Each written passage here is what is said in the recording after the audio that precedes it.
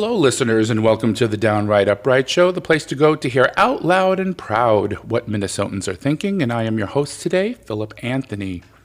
Thank you for choosing to join us today, and I'm hoping you are all doing fantabulous. Are you doing fantabulous today, Ruth? I'm doing great, thank you. Fantabulous is my little word that my listeners know. It's a little bit of fantastic and a little fabulous. So it's like, yeah. My special guest today is Representative Ruth Richardson, who represents Minnesota District 52B as in Bravo. And Ruth serves on the following committees in the Minnesota House Transportation, Finance, and Policy Committees, the Commerce, Finance, and Policy Committee, Education Finance Committee, and she is the chair of the Education Policy Committee. Thank you, Representative Richardson. Can I call you Ruth? You can, yes. Oh, great. Thank you for joining us today, and welcome to the Downright Upright Show. You're welcome. Now, I can imagine that you are very busy prepping for your campaign, so I want to thank you so much for taking a few moments of your precious time to come and visit us at the Downright Upright Show today. Absolutely. Thank you. Well, the first thing I'd like to, and I'm sure the listeners would also like to know a little bit about your beginnings, about your background. And so, where were you born and raised? And can you tell the listeners a little bit about that? Yeah, I was born and raised in Minnesota. Grew up in Frogtown in St. Paul. My parents actually moved here from the South right before I was born. My mom hailed from Mississippi and my dad from Alabama. And they came up here with a number of family members in search of economic opportunity and a chance to really thrive coming from the segregated South. Mm-hmm. And were your parents in education, or what background did they have? So my mom actually grew up working in the cotton fields in Mississippi. Okay. Her parents were sharecroppers, and sharecropping was a pretty brutal institution. No matter how hard you worked, at the end of the year you always owed money. And so it was often a cycle of poverty that generations were trapped into. And my father's family, they were also farmers as well, and faced a lot of challenges: loss of land, living in the segregated South, and a time when there was a lot of turmoil. A lot of lynchings. The great migration north, as they called it, was not only about economic opportunity, but it was also about trying to escape some very brutal and horrific killings as well. Absolutely, yeah. And when they finally when they came here, you were born here in Minnesota. I was. So when they came here, did they discover a new field that they decided to, because up here it's probably easier for them to get quote unquote a regular job. What did they go into at that point? So my dad started as a long haul truck driver when he was here, and then he eventually became a Metro Transit bus driver. He drove the 16A on University. Rode that route with him quite a few times. I was on that bus a few times myself. And they had eight kids, so they were outnumbered. My mom stayed home. And where were you in that group? Were you in the middle, the end, the beginning? I'm bringing up the rear. I'm the third. Bring it up. Yeah, I'm the third youngest, and my mom she also did childcare, and they opened up our home to a number of foster children when we were growing up as well. And so my mom was really a visionary in that, and with them that way. And when we saw the way that drugs were ravaging communities, especially during the crack cocaine era, she was really insistent on ensuring that kids could stay connected in their community, stay connected with their kin, stay connected with their relatives, because she understood the importance of that. Absolutely. And we'll be talking about this a little later, but with the Roe v. Wade being overturned, there's going to be a lot of children. We're already, overburdened in the foster care system, and maybe we could talk about that a little later. Get your mom, thank your mom for, because my auntie did that as well. She took in children that were one of her sons was a abused alcoholic parents. The other two were physically abused. Yeah, so she had, I think, 3 at one point, and then she had some transient in and out. But she always loved taking care of children in need. So that, and I thank your parents for doing that, and anybody else out there listening that does have foster children. Thank you, because we're going to need that, a lot more of that in the future. So Ruth, so you graduated the University of Minnesota. So what was your major, by the way? I majored in history and sociology at the university. I actually started at the university when I was a junior in high school. The post-secondary program, I was one of the early adopters of that allowed people to leave high school, go to college, and it was fully paid for. It's a great program. Really nice. So how does your background in sociology help you in your current occupation, serving the people of 52 Bravo? I have to call it 52 Bravo. Well, I've always been interested in people and studying people and understanding how people think. And so that has definitely played a role. And, and after attending the University of Minnesota, I did go to William Mitchell College of Law and obtain my law degree there. And I think and I think my law degree really helps in terms of not only the research piece of things, but being able to write legislation. And it was really in law school where I caught the policy bug. As a first-year law student, I talked some unassuming lawyer at Legal Aid into hiring me. And what I worked on, I became part of this decriminalization of homelessness task force, was working with a number of Vietnam veterans who experienced homelessness and just different challenges and barriers coming home, facing substance use disorders, post-traumatic stress disorder. And when they became homeless, there was sort of this path of where they were finding themselves arrested over and over again for what we call livability offenses, things that you just do because you don't have a place to go. Sleeping outside, that's a crime, right? Oh boy. The fact that you were outside with no legal means of supporting yourself, that meant that you were quote unquote a vagrant, and a vagrant could be arrested at any time, anywhere. And it really goes back to the Black codes that were created after the Emancipation Proclamation, because slavery could still exist if you were incarcerated. Vagrancy statutes were created. So if you were an adult with no legal means of supporting yourself, you could be arrested. And that was on the books here in Minnesota until we worked in the early 2000s to get that law repealed. Oh, wow. Thank you for that. I didn't even know that. Was there a particular occurrence in your past that prompted you into entering public service? Like maybe you saw an injustice coming up? I'm sure, well, that's kind of a dumb question, but obviously you did, but I'm sure there was something that happened, maybe personally or to someone that you love, that precipitated that fire in the belly to say, you know what, I need to be more involved in my community. Yeah, I saw a lot of injustice growing up, I'm sure you did. Yeah, a lot of unfairness, a lot of inequities, and the stories that I heard from, my parents and grandparents really, solidified a lot of the challenges that we continue to see and have. But I think of myself as an accidental politician because there was no strategic plan. There was one day I'm going to run for office and I'm going to do this.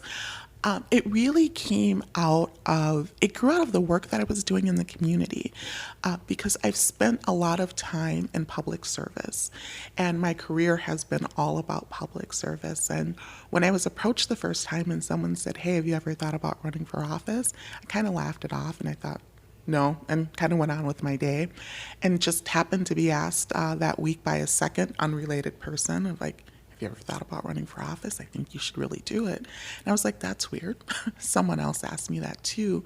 But it really, I mean, that was how that journey started. It really started with people encouraging me to run and me starting to ask myself, like, should I run for office? Would I be effective running for office? And, for me, it's really about wherever you're planted, you want to bloom and you want to be effective and you want to be able to do things that are going to be making a stronger state for everyone. Mm-hmm. And unfortunately today, and I was discussing this with Jim Carlson, to be in politics, it used to be you had a brain and you had a background and you wanted to help the people. Now it's like this entertainment thing. You have Dr. Oz and you have Herschel Walker and you have people, Donald Trump. You have people that were in show business in some way, shape, or form.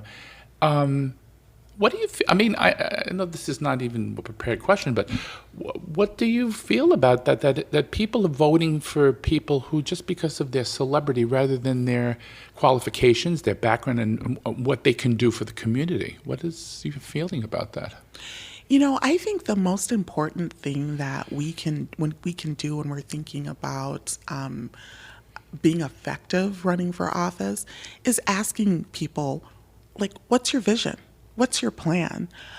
What do you want to see? What does a stronger state mean to you? What does a stronger union mean to you? And I think that if anyone is coming at this work from the perspective of, I am working to ensure that everyone has an opportunity to thrive, an opportunity to be successful, and to ensure that we are creating spaces where it's not just about survival, but really about being able to have people reach their full potential, then I think, that should be the basis. Like, those are the types of people that we really need in office right now. And we're not always going to agree on things. And I think that level of disagreement and healthy conflict is good. Mm-hmm. Different voices, different perspectives, being at the table, because none of us are as smart as like all of us when we think about the different experiences and perspectives that we all bring. And so I really want to lift up the diversity of voices that are needed. But at base minimum, if people can't say that they're in this work to create a better space for everyone, that's when it becomes problematic. Well, absolutely. And do you, when you get input from the community, do you have to knock on their door? Do you have coffee and conversation? Do you have Zoom meeting? I mean, what is your method of picking the brains of your constituents to find out what's making them tick and what's going to bring them out to vote for you? Yeah, I mean, all of the above.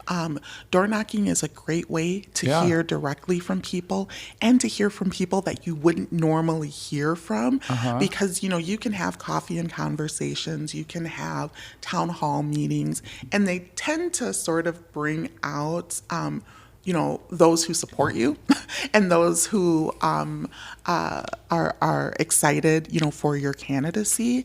But being able to do door knocking and to hear from people that you don't always hear from, and also just being in the state legislature, you have the opportunity around convening. I mean, there's a number of bills that I've worked on where all of a sudden, there's 50 people like on the Zoom call who all have, an interest in what's going on. And so with that, I've had the ability to hear from lots of diverse voices from within our district as a result of that. And the best way is for people to not forget that our state capitol, it's the people's house. And that is the best way to have your voice heard and to be able to have voices amplified that have been underrepresented for too long. Yeah, absolutely, absolutely. So how did, let's switch a little bit to redistricting, because I think that's in your bailiwick here, because you've been through it. How did it affect you personally? And I know I am now your constituent. I wasn't, and now I am. And so that was kind of bizarre, because I had spoken to Liz Ryer, and I said, so when are we going to do some door knocking? Because I would like, no, now you're my rep, so if you ever need me, please let me know, and I'll come with you. But I do have another job. This is another job, and then I have other things, obviously normal everyday things to do. But I will try to definitely fit you in if I can and help you out. But what happened there? What happened to 52 Bravo, and what can you maybe tell the listeners in a simplified way what really occurred? So here's the interesting thing. I currently represent 52B, and I'm going to represent the new 52B. So the current 52B includes Inver Grove Heights, Sunfish Lake, parts of Mendota Heights, and parts of Egan, and so that I will represent through the end of this year. So every 10 years, with census changes, there's redistricting, because each of the districts are supposed to be uniform in size, and so with population shifts and population growth, redistricting occurs. Technically, redistricting is supposed to be accomplished by the legislature, but for the last over 50 years, it's been the courts that have been drawing the lines based on the new census numbers that Is that a good out. thing, in your estimation? I mean, I think that it's the legislature's job to do it, but the legislature can never agree on it. So Okay, the backup plan is, well, if you can't figure it out, well, then the courts, the courts will figure it out.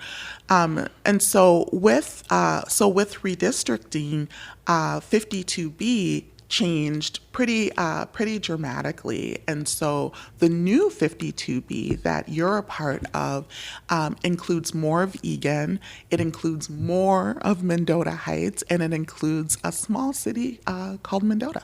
Oh, okay. And have you discovered that there are different issues that are more pertinent to your new constituency that weren't before in your old constituency, or is it kind of the same? So I mean, one of the things when I ran for the first time in 2018, I flipped a Republican seat. Yay! I flipped a Republican seat at that time, and one of the things that I would say is very different between sort of that first and second election and now, with the overturning of Roe versus Wade, I'm hearing a lot more about that concern than I did in previous election cycles. I'm still continuing to hear a lot about the cost of healthcare and access to healthcare being a huge challenge for families, and affordable housing. I mean, I've heard about affordable housing throughout all three campaigns, but one of the things that I'm hearing now more than I did previous is the number of young adults who can't afford to move out of their parents' home. I'm hearing a lot about that in door knocking, in terms of, the only way to sort of make it is to either stay home or to have 3 or 4 roommates, because the cost of housing is pretty astronomical right now. Yeah. And I'm hearing through, my little circle of friends that the big issue, and maybe you can speak to this, is women who need childcare, and if they don't have it, it's very difficult for them to get a job, because you know how you hear the Republicans, oh, everybody's staying home, and we can't get enough people. They're just sitting on their butts, and they don't, But meantime, you don't want to do a thing to help these women get a job, because if they have children, who's going to watch their children for them? It's not a simple thing to just, okay, here, $20 a day, and you can, that's not how it works. It's much more expensive and much more time consuming and much more of a difficult road to hoe, So can you explain about childcare a little bit and how that's hurting your constituency, especially? Yeah, I can talk a little bit more about that. And I think, that one of the pieces of the COVID pandemic which really shined a light on this is when the pandemic began and child care centers started to be reserved only for those who were working on the front lines. I think it became a real eye-opener for a lot of people of what it means to not have access to child care. And, for families, especially for working families, the cost of childcare can exceed what people may actually be making in terms of what they are bringing home. And when you think of that paycheck, as sort of this pie, it's like, okay, childcare is incredibly expensive. I mean, in thinking about infant care, it can feel a lot like a mortgage. And how many of us can afford to pay 2 mortgages, right? And so I think that the reality around this is that there's some pay equity pieces that are here, and for some people, they're actually better off staying at home, because otherwise they're digging themselves into a hole that they're not going to be able to get out of. And so access to affordable daycare is so important, and also access to safe daycare as well, because no one wants to be in a space where they feel like they're leaving their child. That's not safe. That's not quality. Like some and neighbor or something affordable. that you don't even know. I'll take care of your kid.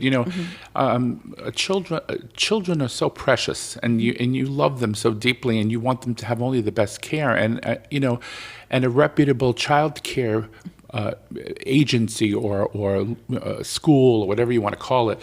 That's what women are looking for their children. That's probably why they're staying home, in my opinion. And do you think that this Medicaid expansion, that this new bill that Biden signed will help Minnesota in that way? Do you think that'll help a little bit towards that when it comes to health care for women and struggling families? Yeah, of course. And, and even here in Minnesota, we passed a bill that ensured that people who were giving birth could have access to Medicaid extended for 12 months postpartum, because, previously people would have that for about 6 weeks and then it would go away. And so understanding that, when we talk about the maternal mortality crisis in this country, because it truly is a crisis, when you have Black women being 3 to 4 times more likely to die from a childbirth related cause, we know that one of the factors is ensuring that people have access, to care, and they have access to insurance. It's not the only reason. And in fact, when you look at Black women who have access to insurance compared with white women who have access to insurance, you still see the disparities. And when a Black woman has insurance and a white woman doesn't, you still see disparities within that. So it's not the only thing that is going to help, but I think it is part of really thinking through a community-based approach to this. It's a piece of the puzzle for sure. Yeah. And I spoke to the White Earth Nation representative about the same thing, and the Native communities having the same. It sounds like on the same exact page with this. I mean, it's this inequity between, the haves and have-nots when it comes to healthcare is shocking. Well, and part of it is you can actually look at the Black folks that are the haves, and they still have the same disparities. So you can That's what I heard, yeah. Yeah, you can control for income, you can control for access to insurance, mental health status, SUD status, general overall like health, and they're still 3 to 4 times more likely to die from a pregnancy-related cause. And what's outrageous about this is because this is a very persistent disparity that we continue to see over centuries, like within this country, is that the deaths are preventable. Like, these are deaths that can be prevented. There's something that we can do about it. Absolutely. And if we can get control of Congress federally and statewide, the Senate right now is still controlled, correct, by the Republican Party. If this next election switches that and you guys can work with the Senate, maybe something can get done with that. We can progress as a society. I mean, it's crazy how people don't get this stuff. It's baffling to me. Anyway, but personally, what are 1 or 2 laws that you initiated or co-authored, whatever term you want to use, for the people of the district that you feel were the most important? Like something that your name was signed to, or that you brought forward, or something that you're proud of, or that you want to talk about? Yeah, I was trying to think through of the 34 bills that I chief authored that have been signed into law, to whittle that down to the top 2, because yeah, I know that's tough, isn't it? there's some good ones in there. I will say that I'm really proud of the Dignity in Pregnancy and Childbirth Act bill that I was able to get signed into law. And, just kind of based upon the conversation that we were having around really seeing what this disparity is doing, not only in Minnesota, but around the nation as well.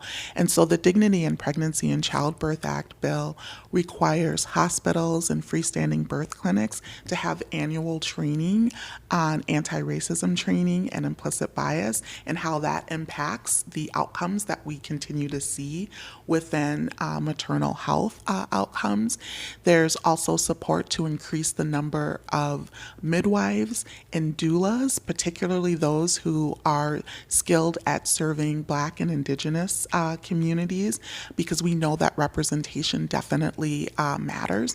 And we see that quite a bit. I mean, even looking at the infant mortality rates, Black infants are twice as likely to die when compared with white infants in Minnesota. But what the data tells us is that when these Black infants have access to Black pediatricians, that mortality rate is cut in half. So really thinking about ways that we can diversify the workforce was a part of that Dignity in Pregnancy and Childbirth Act bill. And then the other piece of it that I think was really great was it provided funds to the University of Minnesota to the Equity Institute created by Dr. Rachel Hardiman, to create a model curriculum that could be used by hospitals and clinics. So I would definitely rate that as an important bill that I got passed. And then one that's just really close to my heart, I chief authored a bill that created the nation's first missing and murdered Black women and girls task force within the state. The estimates are that there are somewhere between 64,000 and 75,000 Black women and girls who are missing across the United States. And thinking about that number for a second, 64,000 to 75,000, it really spoke to me that we don't even know the scope of this problem. We don't know the scope of this issue. But one thing that we do know is that our Black girls are less likely to get Amber Alerts when compared with their peers. And their cases, whether it's a missing person case or a homicide case, stay open 4 times longer than other cases. And then also looking at the media coverage. And so there are... That's a big one, too. Mm-hmm. I mean, whenever you see a little girl missing, and it's pasted all over the news, it's always this little blonde, blue-eyed girl who, and you never notice Latino girls missing or African Americans or Native girls. It's always, and we need to have a more fair way of representing our children as Americans. I mean, we're all Americans, all of us, and people have to realize that the African American community is struggling in many different ways, not only from healthcare and food deserts and all the other things that are happening that don't happen in white neighborhoods, but missing children, and thank you for doing this, because it's really something, you're not the first person to talk about this to me. I have friends that have mentioned it, that when a black child is missing, it's never, you don't see it on the news, it's not even on the local news, it's just, okay, she's missing. Yeah. And we have to open our eyes and start doing more for that. So thank you for doing that, Ruth. It's really great work. Is there anything else that you wanted to add to that, or? I would just say I think that there is, the task force has started, and this year I put forward a bill that would have created the nation's first missing and murdered Black women and girls office to actually have resources to look into cold cases so that families could get answers, and also to ensure that we're doing outreach and work around prevention. Because what we are seeing in terms of the intersections with sexual exploitation, human trafficking, and because people recognize, hey, Black and Indigenous girls, they don't get the same coverage, they don't get the Amber Alerts in the same way. Mm-hmm. It really creates targets for them, because people understand, if I'm targeting Black and Indigenous girls, it's more likely that the case isn't going to be solved. It's more likely that there aren't going to be extensive resources put into finding, what's going on. And so that is work that unfortunately the Senate stood in the way of this year. The comment was made, well, let's wait and see what comes out of the task force when we know we have a current crisis right now. And in that time period of where we have been waiting, there have been several other cases. So the crisis is worsening. And I think of little Ellie Reagan, who's been missing now for well over a month. Is she a constituent, or she's not? She's a little Black girl who went 6 years old that went missing in Northfield. Northfield. Okay, mm-hmm. okay. And they haven't been able to locate her. And the fact that there was no Amber Alert, there's been no media coverage around this. People don't even realize that this is going on, and so have been trying on social media to continue to amplify and lift up her story, mm-hmm. because she deserves people to continue to look for her. What's her name again? I'm sorry. Ellie Reagan. Ellie Reagan. So maybe all of us should go online, find a picture of Ellie Reagan, and place it on our Facebook page and say, this little girl's missing. If you have any information, please contact the police. That would help, right? Something. I mean, yes. Again, we're all Americans, all of us, and we all have pain, and we all, I'm sure the parents are distraught beyond recognition about losing the little girl. They can't find her, and they don't know where she is or what's going on or anything. So if any little thing you do can help, is there anything else we could do beside that? I mean, just putting a picture of her on our page, or... I think continuing to just lift up her story. Ellie's mother was found. They believe that she died by suicide. Oh, and so no. So it's a double tragedy here. Yeah, and so Jeez. Yeah, I think that's it's the most important thing that we can continue to do, and we can continue to hold, call out to the media, hold them responsible. And also just understanding that there's a lot of subjectivity that goes into deciding who gets Amber Alerts and who doesn't. And I think continuing to lift up those stories around who's getting Amber Alerts and who's not is important too. Well, your voice on this podcast is going to help. I really feel that, because people listen to this, they listen to radio, podcasts, whatever, and even if you touch one person, that'll get, on their Facebook page and place a picture, or 10 people. I mean, it goes on and on and on. It's like a what do you call it? A wave, Yes. So if you're out there, Ellie Reagan, her name is, right? Can you spell it? Ellie, and her last name is Ragin. Reagan. Okay, I got it. I was thinking like the president, but it's not spelled that way. Thank you for doing that, and I appreciate it. Another question I wanted to ask was, I know you are a huge, that's my New York accent, huge. No, it's that New York that comes out. I know you are a huge advocate against racially motivated shootings. Of course, Minnesota alone was home to the killings of George Floyd. I had to write this out because there's so many I can't even list. George Floyd, Amir Locke, Dante Wright, Isaac Aiden, and many others. And that's just a few. What can we do as a society to prevent these kind of senseless killings in the future? Now, I know it's a police issue, but as people, is there anything, or you as a representative, what can you do about that? Yeah, following the murder of George Floyd, I chief authored a House resolution declaring racism a public health crisis that was passed with bipartisan support off the House floor and created the House Select Committee on Racial Justice. And with that, put forward 83 community recommendations, and thinking very broadly across the state and across systems what we could do.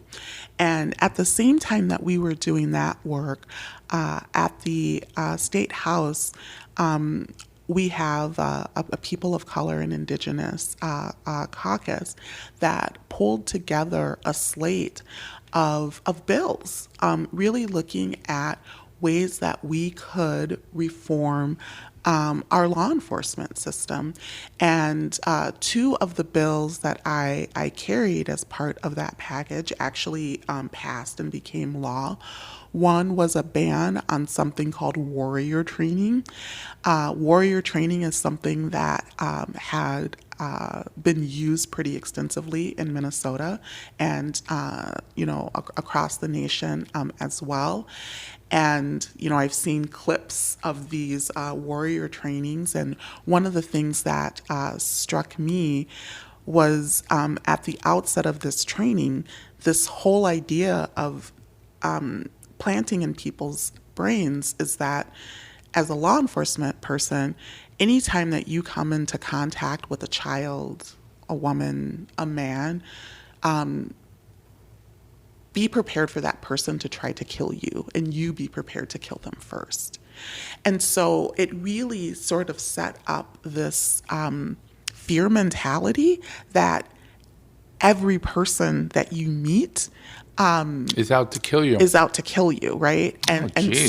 it create and that fear so often can be detrimental, especially when there are these split-second decisions, right? That are that are being made, and it really went away from this whole idea of like, even thinking about like community policing, right? People living in the areas that they live in, maybe going to church with these same people, seeing them in the stores, seeing them, in school, and trying to create these spaces for relationships and interaction that can maybe create a little bit more understanding. Another bill that I was able to get passed out of that was focused on autism training. We've had some really high profile cases, including the death of Kobe Heisler, where, there are these situations where, someone may have a disability, be it autism, be it fetal alcohol spectrum disorders, be it someone having a mental health issue, and really trying to help people understand what that might look like from a law enforcement perspective, and what behaviors they exhibit, correct. those people. That's very, very interesting. Yes. And trying to provide some tools, right? And before I came to the legislature, I actually did quite a bit of crisis intervention training with law enforcement at all different levels, and really trying to help them understand how different disabilities might look, how they might present, and not just from the perspective of looking at someone becoming a victim of a police shooting, but also how do they look when they've been victimized, right? How do we create spaces for individuals, particularly with developmental disabilities, who are at higher risk of experiencing things like sexual assault and rape, but are more likely to not have their cases pursued because people will see them like, well, they're not a good witness, right? Their memory is off. And so really being able to give them more tools to kind of navigate situations like that. And my big one that I'm sure you could address this better than I can, the no-knock warrant issue. How can you be in your home? This baffles me. How can you be in your home, minding your business, sitting there, reading whatever you're doing, and somebody barges into your house and shoots you? Yeah. Without any questions asked. I mean, without who are you? Who are you? First of all, maybe you're just a visitor. I mean, can you address that? Because that makes my blood boil. I'm sorry, it just does. Well, and Representative Athena Hollins has been carrying that no-knock warrant bill, and unfortunately that stalled. But it was that's been part of the People of Color and Indigenous Caucus agenda. But excuse me, I hate to interrupt you, but what benefit? I'm going to try to play devil's advocate. What is the benefit on the Republican side for wanting to do something like that? What is their benefit to that? Well, I'm the wrong person to ask what Republicans are thinking. Yeah, I can't. I'm trying to think of the reasoning, because I'm a very pragmatic person. I try to think logically, and there's no benefit to this. There's absolutely no benefit. I mean, you walk in somebody's house with your gun drawn, you don't know who they are, and you just start shooting the person. This is not the country I want to live in. I'm sorry. I'm just... Period, full stop. I mean, I'm sorry I interrupted you about the bill that was you were talking about. Yeah, I mean, and we're continuing to work really hard to get that no-knock warrant bill. Please do. And please. I mean, that is something that, like I said, it's on our agenda, and we are committed to continuing to work on. And kind of just thinking through some of the other bills that were part of that agenda. Rep. Moran had the chokehold ban bill in the aftermath of the murder of George Floyd. Yeah. Mm-hmm. Which did become law. And there are a number of other bills that we have not been able to get across the finish line.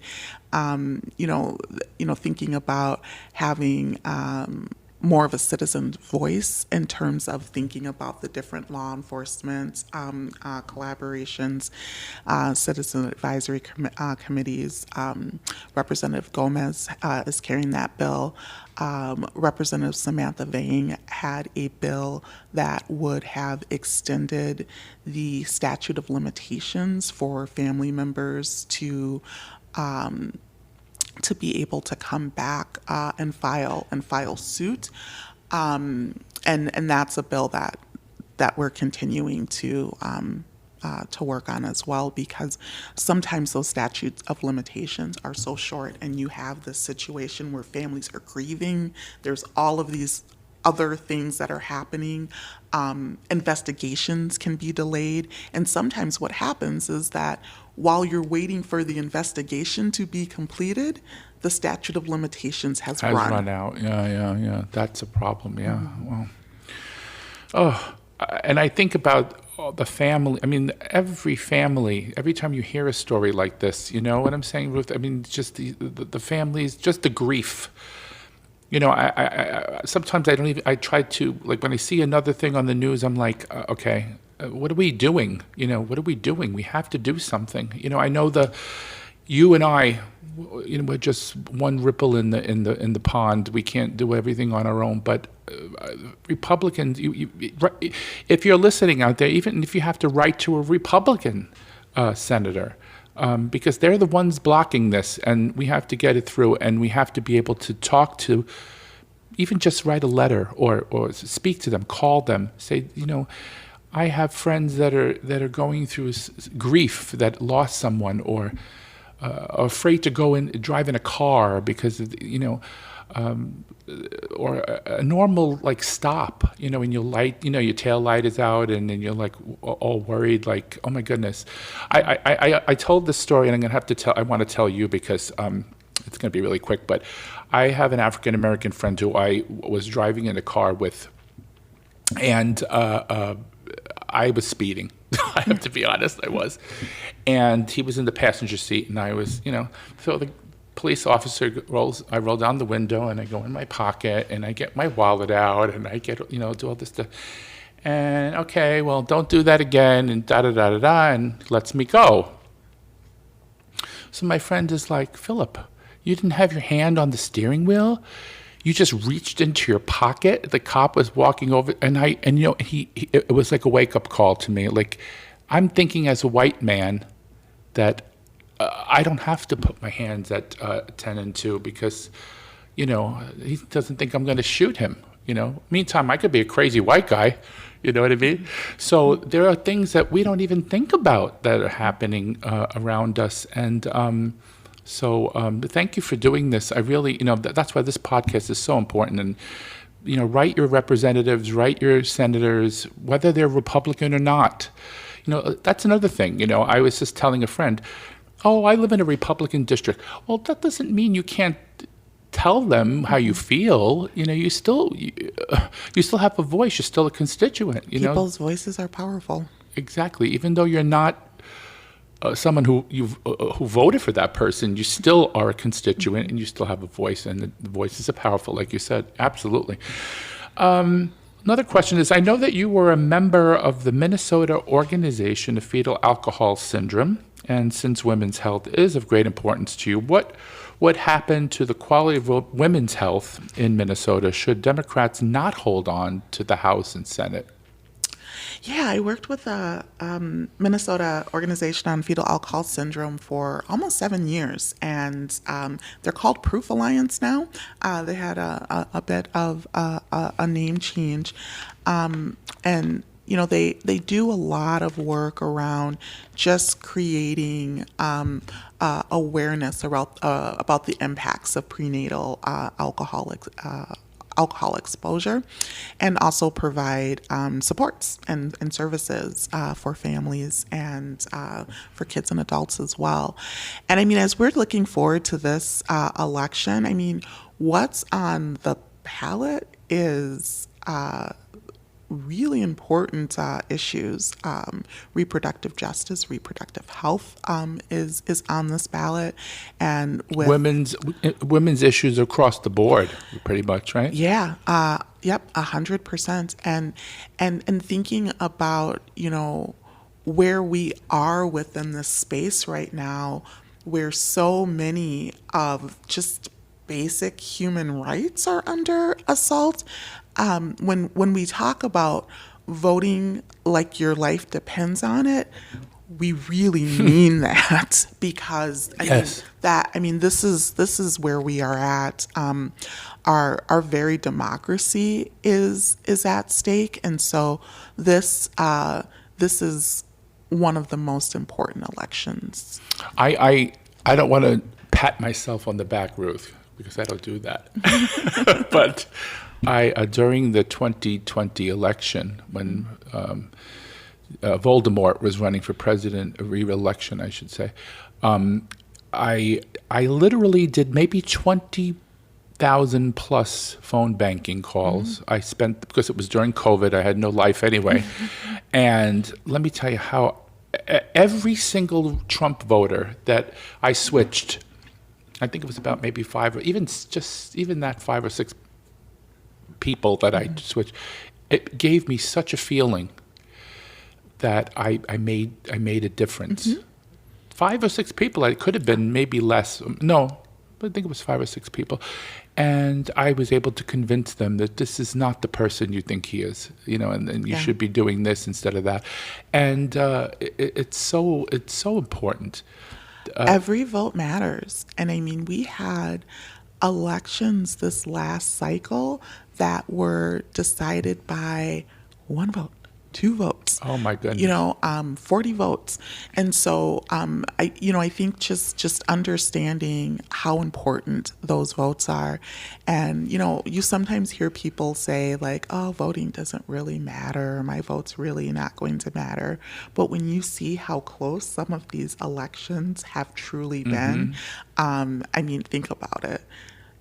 Losing an election by 1 vote, losing an election by 2 votes, and the work that you're doing, finding 5 people would have been the difference within.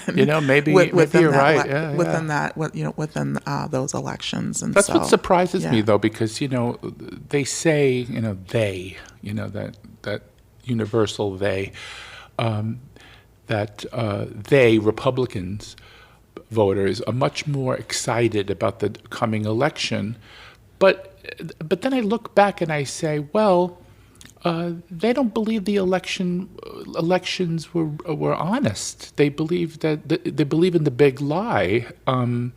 So why are they voting then? I mean, I don't understand. Either you have faith in the system, you believe in democracy, or you don't. And why have that fire in the belly to go out and vote if you don't believe in democracy at all? Yeah, I mean, right? we're at a really strange time right now in terms of, looking at electoral politics. But my thought around this is always around, if our votes don't matter, people wouldn't be trying so hard to vote, to disenfranchise people from voting. And that too, correct. Yeah, it's like if voting didn't matter, there wouldn't be this whole idea around, oh, let's just expunge people from the voting records, right? Or drop boxes, get rid of you got Houston, the biggest city in Texas.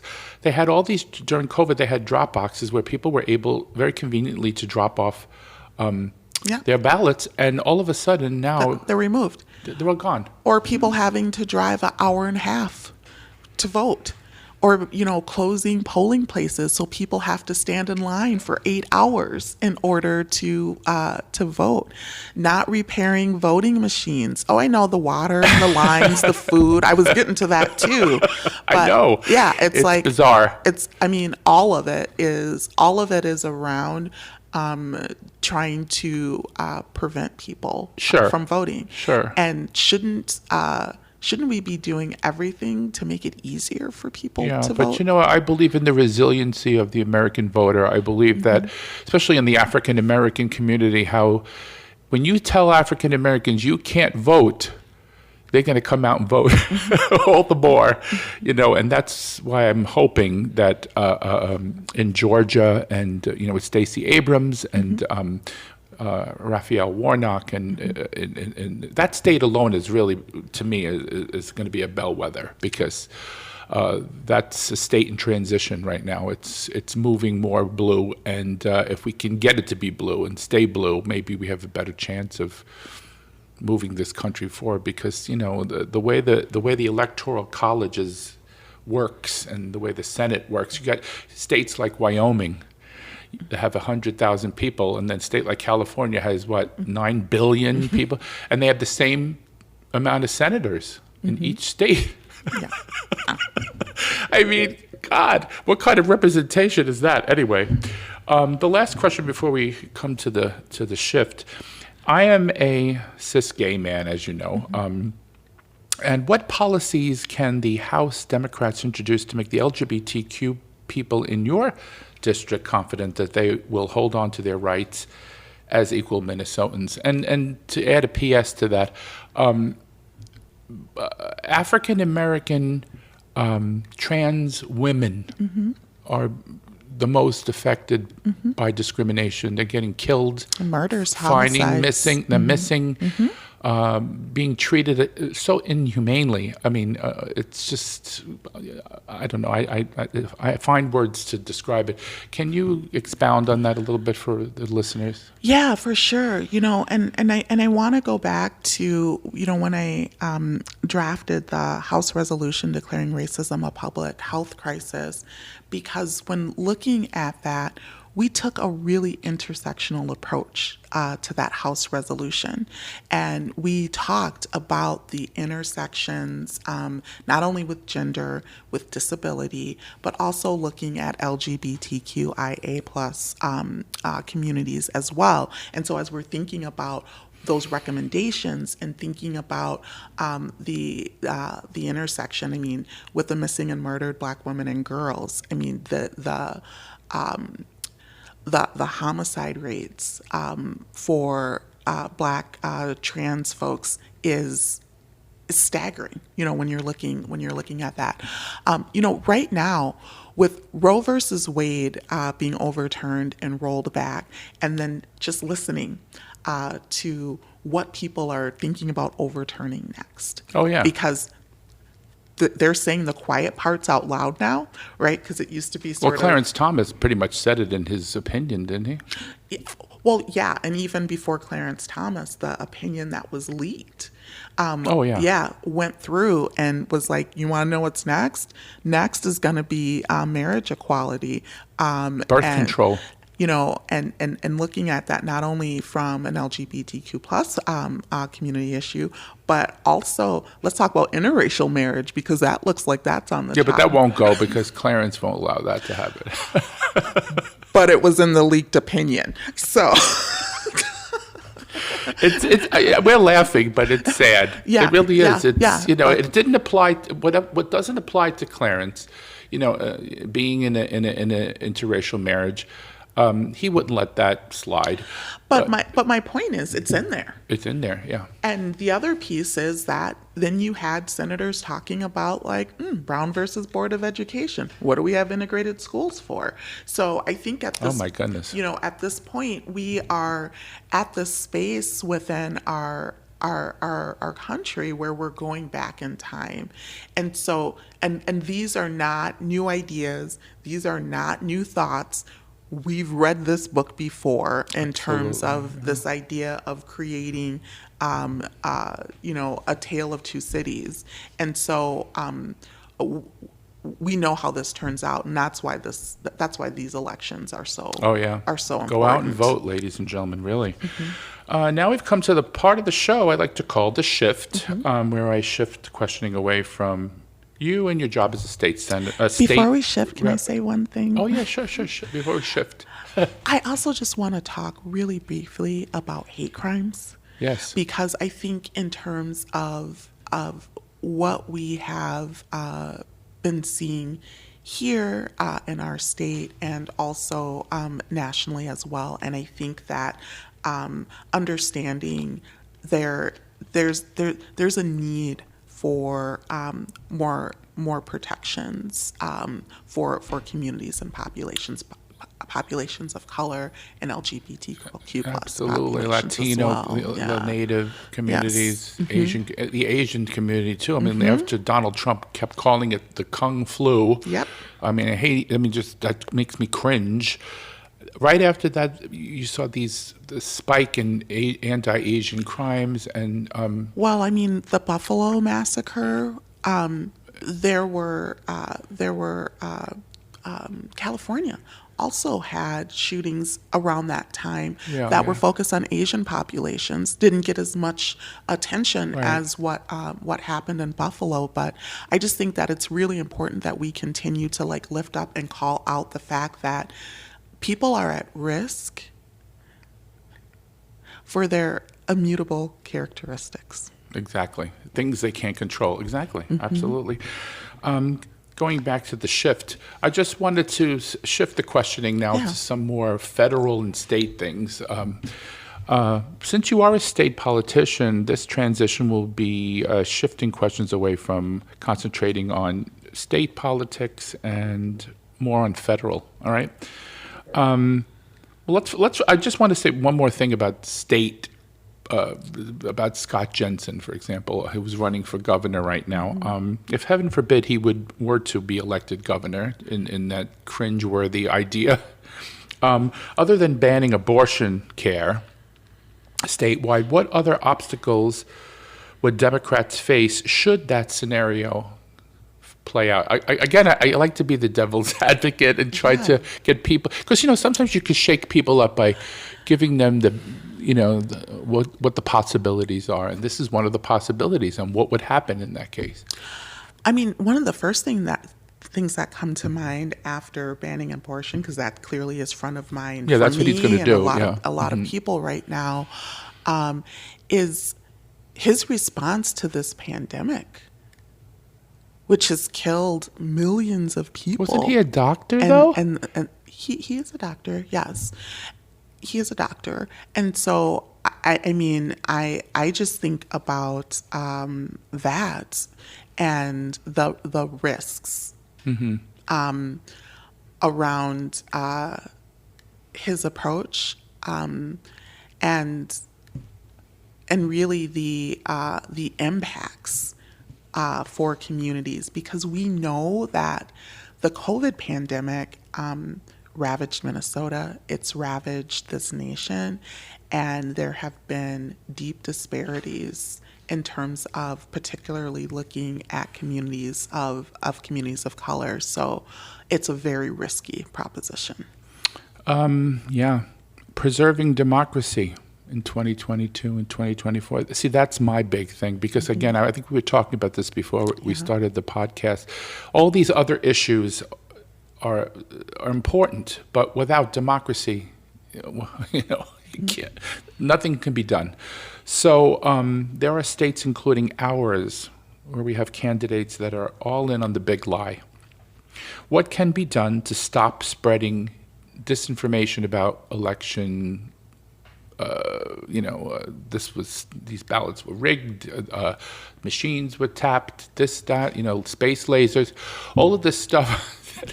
I mean, it's the QAnon. It's basically QAnon conspiracies. What could we do about this? Well, I think the most important thing that everyone can do is vote. Of course, yes.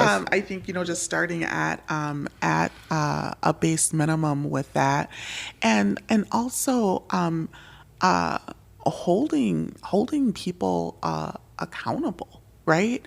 After the 2020 election, I was sued. A number of other... You were sued? Yes, I was sued by an election denier that said, no, you didn't really, you really didn't win the election. I wasn't the only one. There were a number of people who were sued. But why is it when Democrats win, it's never real? It's always a fake election. What's up with that? Once again, you're asking me to get into the heads of people that I don't think that I know that I would be able to answer that question for you. I know. I mean, sometimes, logic creeps into the equation, and I'm kind of thinking that we have to not only vote, but like you said, we have to hold people accountable for what they have said. I mean, look, Donald Trump said that, the election was stolen. He still says the election is stolen. And meantime, he's being sued by multiple different people for trying to pick fake electors and send them to Washington. I mean, in Georgia, New York, D.C., but don't we have to get back to the brass tacks and say that the elections are not rigged? Period. Regardless who wins. I mean, that's where we're at right now. And I know that there has been, conversations just around people feeling like all of this is the start for a civil war. For I mean, Oh, because God forbid. we've seen what happened on January 6th, and January 6th got a lot of attention. What didn't get as much attention is that there were House members here in Minnesota that had people descend on their homes with AR-15s and mobs that were designed to intimidate, that were designed to threaten. And so understanding that what we saw on January 6th, and these videos that we're seeing that are playing out like through the hearings, there were things like that happening here in Minnesota at that same time. And so as we think about what the future looks like, we also need to be honest about what we need to be thinking about, what we need to be preparing for, because when people show you who they are, believe them. Oh, absolutely. Finally, the last question I'd like to ask, I can't believe the time's passed so far. It's so exciting talking to you. I know you serve on the Education Policy Committee. What can you tell our listeners about CRT, critical race theory, and how it's not being taught in K through 12, despite what you hear on right-wing news outlets? Now, I know I've been, I've been going through this ad nauseum. It's a postgraduate course from what I'm hearing and from what people in the know have been telling me. So can you just lay this out on the line and just tell the listeners the truth? I guess I would say this. If you have a child who is taking a critical race theory course, then I say congratulations to your child for being accepted to law school, and congratulations to you, parent, for raising a future lawyer. I would say that, I think what people are really concerned about is teaching the true history of this country. Well, see, that's where the yes. So this is my idea. You can correct me if I'm wrong. They're calling it critical race theory, but what they're upset about, I think, I'm playing devil's advocate. I try to do that as much as I can to try to show both sides of the coin. But you obviously, you and I are on the same page on this. White children, this is what I'm thinking. White children are going to feel, oh, how bad the white people, look what they did to the African people that were brought here. And it makes the white children, this is what I'm thinking, feel like they're the bad guy. And that's not what CRT is about, and that's not what's happening in school, I don't think. I mean, I don't even remember learning about slavery. I mean, I'm 62 years old, so obviously the curriculum was way different back then. We still learned Christopher Columbus discovered America, when there were millions of natives living here at the time. So you think that's what it is, or I don't know? Well, I will say this. It's like when we talk about racism, we talk about systemic racism, it's uncomfortable for people. Sure. And the reason it's uncomfortable is because there's something that's really wrong. If there was nothing wrong, it wouldn't be an uncomfortable conversation to have. Right, and yeah. so I think it's acknowledging the fact that that discomfort is embedded in the fact that there's something deeply wrong. The other thing that I would say is that when we're talking about telling the true history of this country, it's also about understanding that there are many contributions that Black folks, Indigenous folks, Latinx folks, Asian and Pacific Islanders have made to this country as well. Right. So when we're telling the full history, it's about acknowledging the fact that we have made tremendous contributions to the formation of this nation and the continuation of this nation. And it's also about acknowledging the true history of what has happened here. And that does a couple of things. Does it make people uncomfortable? Absolutely. And you know what? It should make people uncomfortable because we don't want to repeat those things. As you well. learn history so you don't repeat the bad things that happened in history. Exactly. And I don't understand why a parent would be opposed to that. See, that doesn't make sense to me. It's bizarre that people would even question worrying about that their children's feelings will be hurt. That's not the issue here. It's about what happened and what can we do to not let that happen again.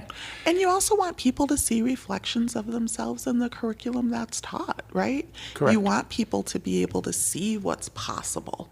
Yeah, Ketanji Brown Jackson, and I always repeat her because she's such an inspiration, that when she became Justice of the Supreme Court, little black girls are now looking there and going, hey, guess what? If she can be there, so can I can be. I could cry when I think about it because it's such a beautiful idea. I mean, when and I use Pete Buttigieg as my example. I never thought I'd ever see a cabinet member in our country that's part of my community, and I was literally in tears when he swore in with his husband. Yes. Okay, I don't want to get emotional, but anyway.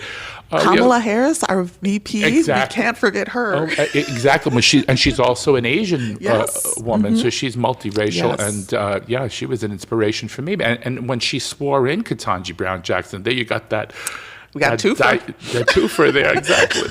Anyway, but you have been such a pleasure. Unfortunately, we've come to the end of the show, and I just want to thank you for coming and for sharing your ideas with the listeners, because you are, full disclosure, I've never met you, and you're my rep, and I'm so glad that I finally got to meet you, and we were able to share this time together, and I hope that I can help you in any way possible with your campaign and knock on some doors with you, and maybe I can do some interviews while we're doing that. But so for more information about Representative Ruth Richardson, you can follow her on, is it ruthforhouse.com? Yeah, that's our campaign webpage, and also on Twitter at Ruth for House. At Ruth for House. Okay, yeah, and we're going to be posting the links right next to your podcast when it gets posted on the AM 950 website. Wonderful. So viewers can go just simply click on there and find out more information about you. And maybe we'll do some coffee and conversations in the future or something. Yeah. I'm always down for that. Yeah, I don't love drink that. coffee, but I'm down for conversation. Well, again, thank you, Representative Richardson, for sharing your time with us on the Downright Upright Show. And to our listeners, thank you for spending time with us today. And please stay tuned for more of the Downright Upright Show in the future. And ciao for now. Bye-bye.